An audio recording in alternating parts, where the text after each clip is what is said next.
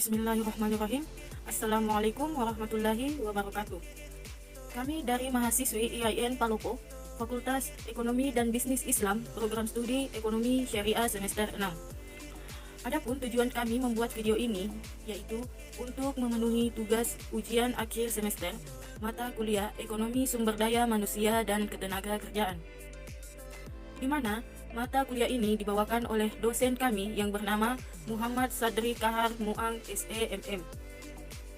Kami dari kelompok 5 yang beranggotakan 5 orang, di mana yaitu yang pertama Ainun Fadila Anwar dengan NIM 1804010142. Yang kedua yaitu Wulan Andini dengan NIM 1804010127. Yang ketiga yaitu Febi Rahayu dengan NIM 1804010144.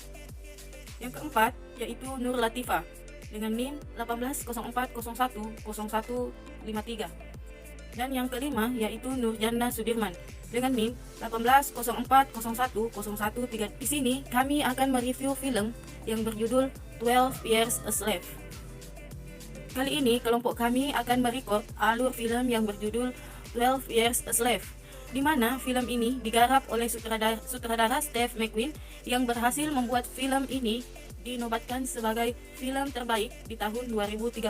Selain itu, juga berhasil mendapat penghargaan Best Picture di Academy Award dan BAFTA. Film ini merupakan kisah nyata yang diangkat dari novel yang berjudul sama dengan filmnya, tentang Solomon Northup yang merupakan seorang negro merdeka, berprofesi sebagai tukang kayu dan pemain biola, dan tinggal di Saratoga Springs bersama istri dan 2 anaknya. Sayangnya, dia bernasib malang di tangan 2 orang yang menawarinya bermain biola. Mereka mencekoki Solomon dengan minuman keras dan merantainya dan dijual sebagai budak. Hanya karena dia tidak membawa surat yang menyatakan bahwa dia adalah seorang yang merdeka, ia pun dituduh sebagai budak. Lalu, bagaimana perjalanan Solomon menjadi budak selama 12 tahun? Tak perlu berlama-lama, langsung saja ke alur ceritanya. Okay, Alonzo. Ready? Solomon Northup dikenalkan dengan 2 orang pria yang bernama Brown dan Hamilton, yang sedang mencari seorang pemain biola yang akan mengisi acara pertunjukan yang mereka adakan. Mereka menawarkan sejumlah uang kepada Solomon agar mau ikut bersama mereka di Washington DC selama 2 minggu. Mereka pun sampai di Washington dan malamnya mereka bertiga makan malam bersama. Brown dan Hamilton membuatnya mabuk sampai ia muntah-muntah hingga tak sadarkan diri. Paginya Solomon terbangun di lantai sebuah ruangan yang kosong, dalam keadaan tangan dan kakinya dirantai. 2 orang pria menemuinya. Ia langsung menyebutkan nama lengkapnya dan dia adalah seorang warga Saratoga yang merdeka. Ia memiliki istri dan anak-anak yang juga merdeka, namun mereka tidak percaya sama sekali. Salah seorang pria meminta Solomon untuk menunjukkan surat jika memang dia seseorang yang merdeka. Lalu pria itu berkata beberapa kali bahwa Solomon adalah orang negro yang lari dari Georgia. Setelah itu, Solomon dipukuli berkali-kali oleh pria itu sambil kembali menyebutkan bahwa ia adalah budak dari Georgia. Di sana, Solomon berkumpul dengan 3 orang budak lainnya, di mana di antaranya yaitu seorang anak laki-laki. Diketahui fakta bahwa mereka akan dibawa ke selatan New Orleans untuk dijual. Datanglah seorang ibu dan anak perempuan yang merupakan keluarga dari anak laki-laki tadi. Pada malam harinya, para budak dibangunkan oleh penjaga. Mereka dirantai dan dipukuli lagi. Bagi yang menolak perintah, mereka dimasukkan ke dalam gerobak dan bersedekap di dalamnya, sempit-sempitan. Lalu mereka sampai di sebuah dermaga. Ternyata para budak dibawa ke dalam kapal dan ditempatkan dengan budak lainnya. Solomon bertemu dengan seorang budak yang mengatakan jika ia ingin selamat, maka jangan banyak bicara. Jangan ceritakan jati dirimu dan jangan katakan bahwa kau bisa membaca dan menulis. Tak lama, seorang penjaga masuk untuk membuka sebuah besi yang membekap mulut seorang budak. Budak itu mengatakan bahwa mereka harus melawan dan Solomon pun sependapat dengannya. Namun, salah satu dari mereka yang menolak dengan alasan mereka bertiga tidak akan bisa melawan penjaga itu. Di situ, Solomon hanya ingin hidup dan bisa kembali bertemu dengan keluarganya seperti beberapa hari yang lalu. Selanjutnya, semua budak itu mulai menebang pohon untuk diambil kayunya. Kemudian mereka membawa kayu itu untuk dipotong. sambil diawasi oleh Chapin dari atas kuda dan memegang senapan. Suatu hari, Salamon selesai buang air kecil di tepi sungai. Kemudian memberi saran kepada Ford untuk mengangkat kayu-kayu melalui jalur air karena biaya transportasi lebih murah dan waktu menjadi lebih singkat. Namun, Tibeats tidak setuju dan malah marah-marah kepada Platt yang hanya seorang budak, tapi Platt dengan teguh mengatakan bahwa ia punya pengalaman serupa dan mendengarkannya. Ford nampak terkesan dan memberikan perintah kepada Platt untuk membuktikannya. Platt bersama orang-orang negro lainnya mulai membersihkan tepi sungai dan membangun sebuah perahu dari kayu-kayu besar untuk membawa kayu lainnya. Ia berhasil membuktikannya kepada Ford. Kawan-kawannya pun turut bahagia karena pekerjaan mereka menjadi lebih ringan kecuali Tibeats yang nampak iri kepada Platt. Sebagai hadiah atas keberhasilannya, Ford memberikan Platt sebuah biola. Di sisi lain, di gubuknya Elisa menangis meratapi dirinya yang tak bisa bertemu dengan anak-anaknya, sampai membuat Platt muak mendengar tangisannya. Setiap hari mereka berdebat tentang Tuan Ford yang menurut Platt adalah orang yang baik dan akan ia layani dengan memberi kepintarannya demi mendapat kebebasan. Elisa tidak sependapat dengan Platt. Ford tetaplah seorang pembeli budak dan ia bukannya akan melepas Platt, malah memanfaatkannya layaknya seekor hewan ternak yang berharga. Ada hari di mana Ford mengumpulkan budaknya untuk berdoa bersama di halaman rumahnya. Elisa selalu menangis dan membuat istri Ford tidak tahan dengan depresinya. Kini Platt sedang memaku papan pada bangunan yang sedang ia kerjakan. Tibeats menghampiri Platt dan menyuruh agar Platt memaku papan dengan sejajar. Platt mengatakan bahwa itu sudah sejajar. Platt dengan berani menjawab Tibeats hingga ia jengkel dan memukul Platt. Platt pun mengalah dan melakukan perintah Tibeats untuk pergi mengambil paku dari Chapin.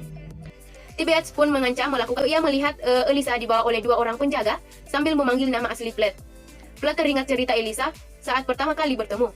Elisa bilang bernasib sama dengan Platt. Ia adalah orang yang merdeka dan memiliki seorang putri bersama pria berkulit putih dan hidup bahagia dengannya.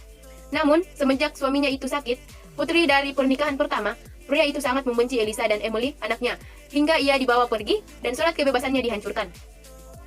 Kemudian Platt melanjutkan pekerjaannya membuat bangunan. Namun Tibeats marah karena ia merasa Platt tidak melakukan perintahnya.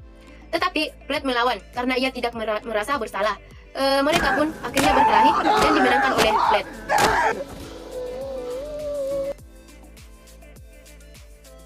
Tibeats pun mengancam melakukan sesuatu kepadanya, dan benar saja, Tibeats datang bersama dua orang kawannya memukuli dan menggantung Platt di pohon.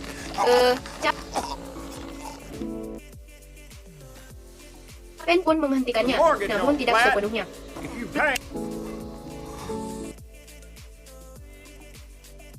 Platt dibiarkan mengekit menggantung di pohon hingga sore. Ford datang dan melepaskannya dari hukuman itu. Kemudian istri X melihat bahwa X-nya hanya memperhatikan Patsy yang sedang menari. Karena ia kemudian melempar botol minuman kaca ke arah Patsy dan meminta X untuk menjualnya. Akan tetapi X menolaknya karena menurutnya Patsy ini akan membawa keberuntungan kepada ini akan mengancam akan kembali ke kampung halamannya bila mana permintaannya tersebut tidak terpenuhi oleh X. Kemudian X pun balik mengancam bahwa ia juga bisa menyingkirkan istrinya tersebut sebelum Patsy. Kemudian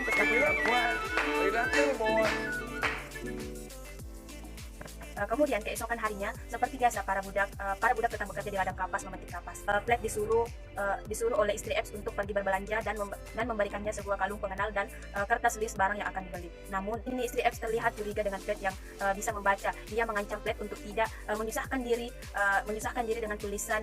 Apabila ia membangkang maka ia akan dicambuk 100 kali karena budak yang bisa membaca adalah sebuah ancaman bagi mereka. Nah, di tengah perjalanan yang sepi, Platt ini memiliki niat untuk kabur dengan menyusuri jalan lain, akan tetapi ia malah bertemu dengan sebuah bangsawan lain di tengah hutan tersebut yang di mana bangsawan tersebut siap untuk mengeksekusi mati dua orang budak laki-laki. Kemudian bangsawan tersebut juga memperingatkan kepada Platt untuk tidak mencoba kabur dari majikannya tersebut. Kemudian pada suatu hari Platt ini disuruh oleh X untuk menjemput Patsy yang sedang minum teh di rumah Tuan Xiao karena pada hari itu adalah hari Sabat, di mana Platt juga teh oleh Nona Xiao, di mana merupakan negro merdeka. Bercerita bahwa banyak yang ia korbankan untuk menjadi pemuas majikannya selama bertahun-tahun hingga ia mendapatkan suatu kesetiaan. Kemudian begitu pula ia menasihati Patsy untuk menikmati apa yang diminta oleh majikannya. Kemudian sesampainya di rumah Epps, Flat menyuruh Pepsi untuk masuk ke Epps marah. Kemudian ia hendak menghajar Flat, namun ia berlari dari Epps sambil berkata bahwa ia telah melaksanakan perintahnya. Lalu datanglah istri dari Epps ini untuk melerai keributan itu. Kemudian Flat mengadu bahwa Epps menuduh pada Pepsi, padahal sebenarnya tidak. Kemudian istrinya mengumpat kepada Epps karena masih saja menginginkan Pepsi di hari Sabat itu. Kemudian Flat ini diminta di Epps untuk membeli beberapa keperluan di toko yang sama. Nah, setiap belanja, karena penjual itu selalu memberikan surat kepada majikannya yang membuat Flat ini merasa penasaran, dan ia pun membuka itu di tengah hutan. Di malam hari Epps menggelar pesta lagi, di mana istrinya memberi para budak roti kecuali Pepsi, di mana ia mencari-cari kesalahan dari Pepsi tersebut agar suaminya ini membelanya. Kemudian saking bencinya istri dari Epps ini, kemudian ia pun melukai wajah Pepsi dan ingin suaminya itu memukul Pepsi.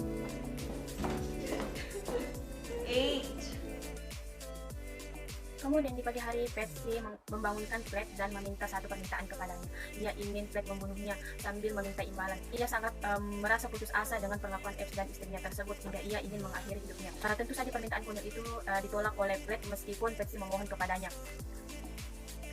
Kemudian nasib malang pun menimpa ladang kapas dari Epps yang dipenuhi oleh ulat, dan pohon kapasnya pun mati. Ia terpaksa harus mengurangi jumlah budak dan terapkan para budak ke rumah hakim yang bernama Turner sampai ladangnya itu pun pulih. Nah, ini Flat bekerja di ladang tebu milik Turner, dan saat makan ia diberi buah beri. Kemudian ia mendapatkan suatu ide untuk menggunakan buah itu sebagai tinta untuk menulis surat. Mencobanya ke kertas yang ia sembunyikan dulu, namun hal itu gagal. Kemudian Flat menemui majikannya. Ia mendapatkan pujian karena sangat tangkas dalam menebang sebuah pohon tebu. Flat ini diberikan kesempatan untuk bermain biola di rumah sahabat dari Turner ini akan berulang tahun 3 minggu lagi, dan ia boleh menyimpan jatah yang ia dapat nanti. Setelah lama ia tidak bertemu dengan anak istrinya, Flat ini merasa rindu dan menulis nama-nama mereka.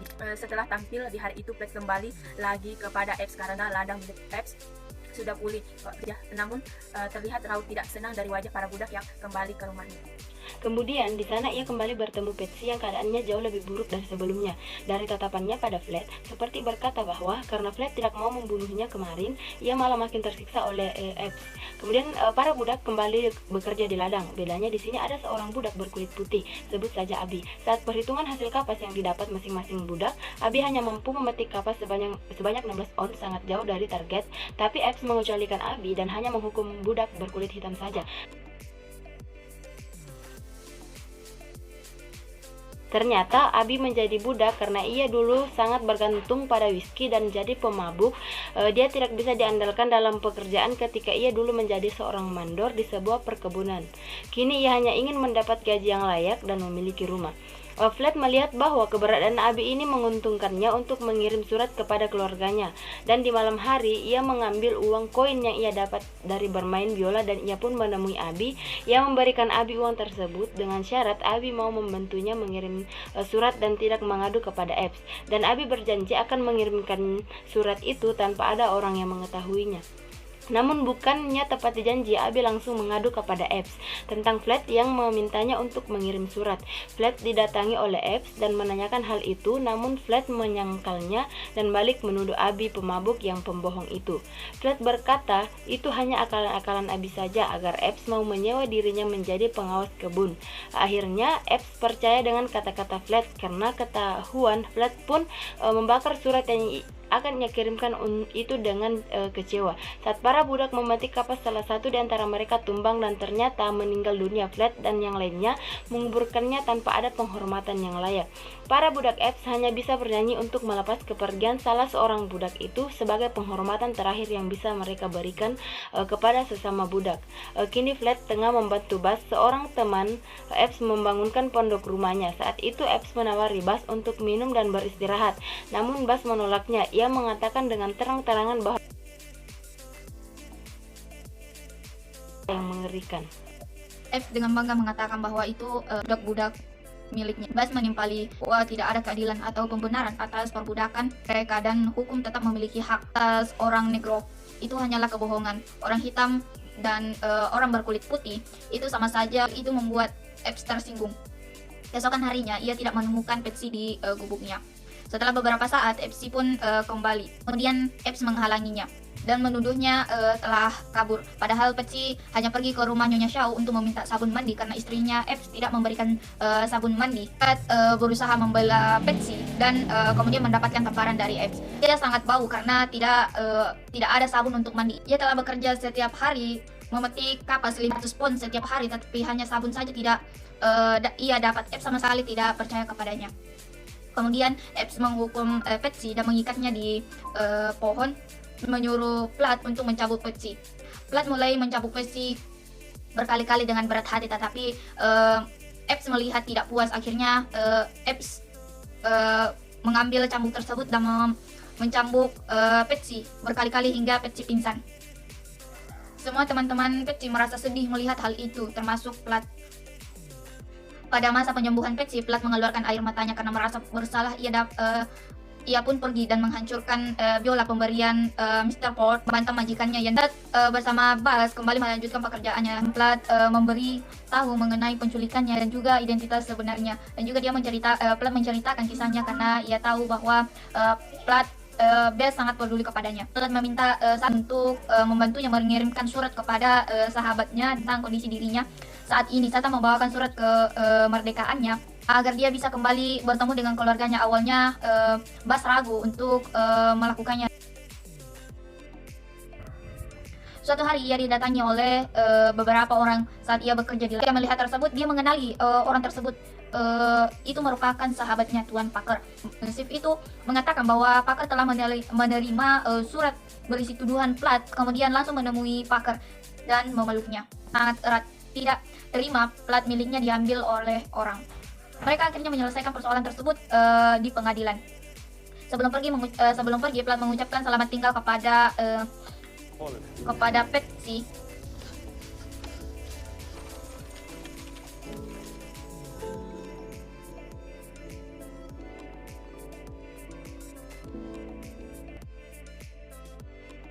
Setelah 12 tahun, Salamon atau Plat menjadi budak, kini ia telah kembali ke rumahnya dan bertemu dengan putrinya yang sudah menikah dan mempunyai anak yang bernama Salamon.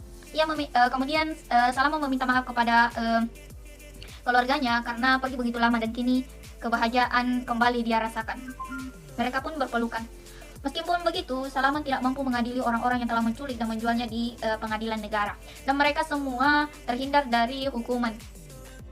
Kemudian pada tahun 1853 yang menerbitkan buku tentang kisahnya yang menjadi seorang budak selama 12 tahun yang berjudul 12 Years a Slave 2013 akhirnya Salamon aktif dalam pergerakan perbudakan dan menjadi juru bicara Timur Laut Amerika Serikat serta membantu korban perbudakan. Mungkin itu saja video kali ini dari kelompok kami. Mohon maaf bila ada kesalahan kata-kata dan kurang lebihnya mohon dimaafkan. Wabillahi taufiq wal hidayah. Wassalamualaikum warahmatullahi wabarakatuh.